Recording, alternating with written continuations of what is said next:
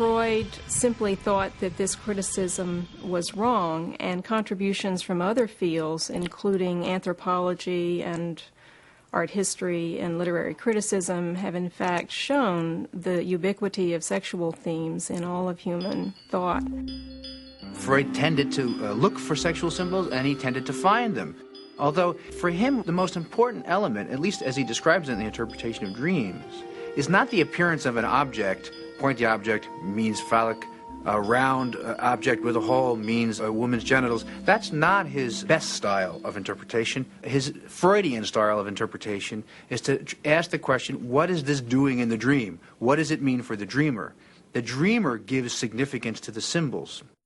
Before the rift between Breuer and Freud, Breuer introduced Freud to Dr. Wilhelm Fliess, who was to become his confidant. Freud and Fliess were both insiders and outsiders, highly trained Jewish doctors working beyond the frontiers of accepted medicine. They were obviously very, very close. The fact that they lived in different cities, Vienna and Berlin, allowed them to correspond and at the same time, almost paradoxically, prevented them getting too close, or one might better say, seeing too much of the truth about one another. For years, the two men corresponded regularly, exchanging ideas, thoughts, and findings. But their relationship also turned sour. In 1903, the two men met for the last time. Fliess by then had every good reason to suspect Freud's ingenuousness, to fear that Freud was intent on plagiarizing him, or more bluntly, stealing from Fliess a theory of bisexuality, which by then Fliess had been working on for nearly 4 years. And Fliess declined the invitation to go on this hiking exhibition, convinced that Freud had a plan to lure him to his death. Freud confessed, "An intimate friend and hated enemy have always been necessary requirements of my emotional life." Loss and loneliness seemed to play a large part in the life of Sigmund Freud. He was mourning his father, who died in 1896, while he was writing the interpretation of dreams. This book has a subjective significance for me personally, a significance which I only grasped after I had completed it. It was, I found, a portion of my own self-analysis, my reaction to my father's death. That is to say, to the most important event, the most poignant loss of a man's life. Many of the dreams and the interpretation of dreams that he discusses, and many of the themes that he discusses, are dreams and themes about how do you live with loss? How do you make sense of the past when elements of the past are going to disappear from your life, and how do you retain them in some form that's meaningful? Mothers and fathers play a huge role in Freudian analysis. Although he changed his mind a number of times about specifics, Freud was certain that boys' and girls' relationships to their parents were crucial to development, sexually and psychically. He believed the full emancipation of women would mean the end of an ideal. After all, he concluded, nature has destined women, through beauty, charm, and sweetness, for something else. There's a lot of emphasis been put on Freud's diminishing women by talking about penis envy. Freud was wrong about women in a number of ways, and in one aspect of his being wrong was that he saw mothers as entirely benign. Otto Rank said that, essentially that Freud knew no mother other than the good mother. He was afraid to say anything critical because of his own anxieties around his own mother, and that whenever he approached that subject, he veered off. Modern psychoanalysts believe that little girls develop a sense of femininity very early in childhood. If a woman feels persistent inferiority to men, development has gone profoundly wrong. Freud himself was dissatisfied with his theory of female sexuality, and analysts ever since his time have critiqued it and revised it. In part, Freud has been misinterpreted. For example, when he talked about penis envy and feelings of inferiority in women, he wasn't saying that women should feel that way. He was saying that they often did. Before Freud, most people believed in conscious will alone. Freud forced us to recognize the unknown power of our unconscious. Like most revolutionaries, he has been both damned and praised. Freud's self-image was one of the conquistador, that here is this warrior against repressive forces who would set us all free and would allow us to fulfill the human potential, even though he had some doubts whether we could really do that. He's never in any doubt that one day he's going to arrive. This is the Sigmund Freud who, in 1896, with his seduction theory, proclaimed to his medical colleagues that he had discovered no less than the source of the Nile of neuropathology. That's a quote. This is the same Sigmund Freud who, a decade later, or thereabouts, would claim to have deciphered the, quote, riddle of the Sphinx in terms of his theory of infantile sexuality. This is quite a conceit. By 1897, Freud considered his seduction theory, the assumption that all neuroses are caused by childhood sexual abuse, invalid. He concluded that many patients who cited abuse had no more than active imaginations, or that Freud himself had encouraged false confessions. Recently, there have been a wave of accusations of sexual abuse from people who suddenly remember what they allegedly repressed years ago.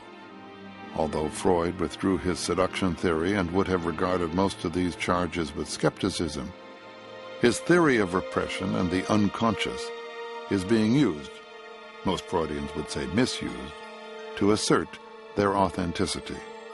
Among certain feminist circles, it's held that he changed his mind about what was called the seduction theory, i.e. that many of his patients actually had been sexually abused, because of concerns about his career and his reputation, that it was a piece of intellectual dishonesty on his part.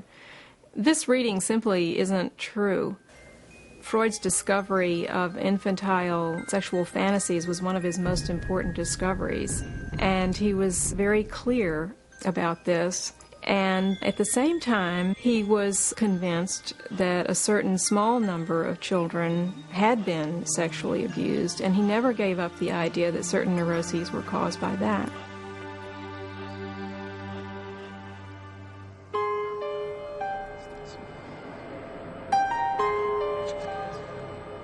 The study of Freud is sometimes considered more of a religion than a science, and yet when measured against scientific findings, at least some of Freud's theories hold true. Everybody dreams, probably. Although many of us forget them, during a normal night's sleep we dream for about 1/5 of the time. Our most vivid dreams come to us during REM, rapid eye movement sleep.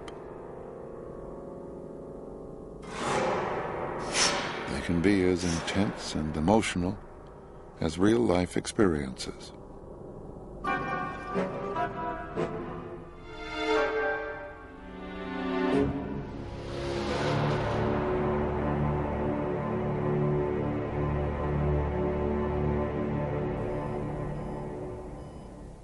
At the Bethesda Sleep Disorder Center in Cincinnati, Ohio, experiments on dreams and sleep are conducted almost daily. He's had a scene change, like he's gone from one room to another, or the whole theme and place of the dream has changed. I think patients are attached to electrodes which measure various impulses, including REM. EEG readings, which record the electrical activity of the brain, show that these periods of rapid eye movement correspond with particular brain rhythms. The notion that REM sleep, the physiology, has somehow destroyed, altered, or made Freud untenable, I think we too quickly, my colleagues, even my psychoanalytic colleagues, jump much too quickly to the notion that Freudian theory is somehow put aside by the laboratory work. Freud theorized that dream function helps keep us asleep. REM theory supports this idea. The more REM we have, the more we dream. Since the most REM happens in the second half of the night when we're more likely to wake up, that is also when most dreams occur, which with their censoring keep us asleep.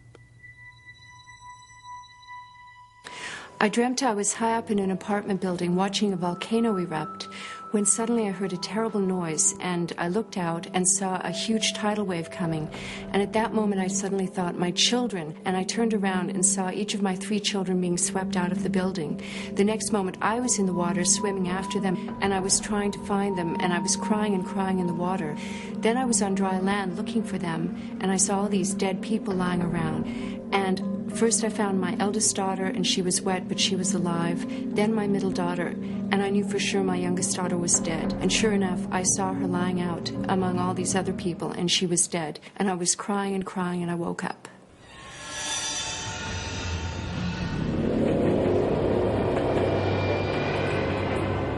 The next giant of dream interpretation was Carl Jung. At first an ardent disciple of Freud. Although Jung and Freud did not formally part ways until 1913, they had conflicting opinions from the start. Jung agreed with Freud that the unconscious plays an important role in neurosis. He also believed dreams dramatically influenced the psyche. But Jung's notion of the collective unconscious, the theory that we are shaped by a common memory of myths and images, was a strong departure from Freud's theories.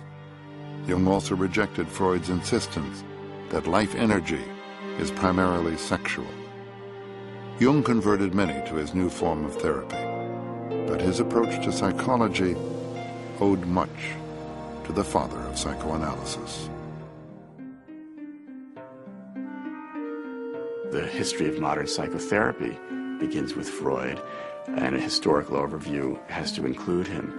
But I think there was a sense that when I trained, that Freud was almost everything, and to the extent that he wasn't everything, there was a sort of hub and spoke arrangement where Freud was at the center and everything else was some variant of Freud or comment on Freud. Whereas I'd say now, even within psychotherapy, Freud has become one among many. Of course, psychoanalysis is still the best, most complexly elaborated theory of the human mind. Freud wrote prolifically after the interpretation of dreams was published.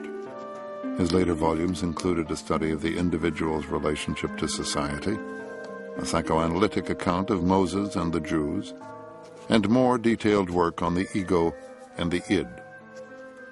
By 1926, Freud was an internationally known psychiatrist. Anna Freud followed her father's footsteps into psychoanalysis, providing Freud with a collaborator and companion until the end of his life. From 1923, Freud suffered from cancer of the jaw and palate, which required repeated surgery and radiation treatment. For the next 15 years until his death, Freud was never without complaint, at times enduring terrible pain.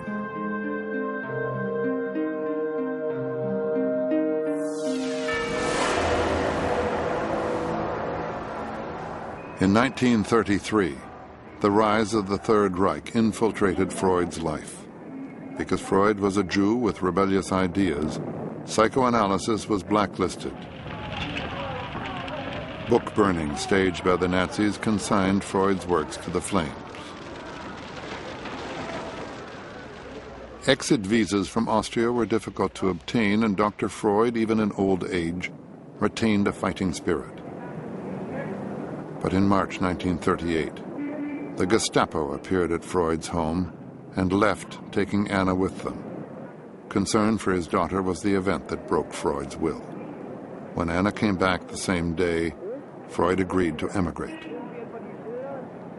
Influential friends in France and England bribed the Nazis for Freud's safe passage out of Austria. On June 4, 1938, Freud, Martha, and Anna were able to leave Vienna.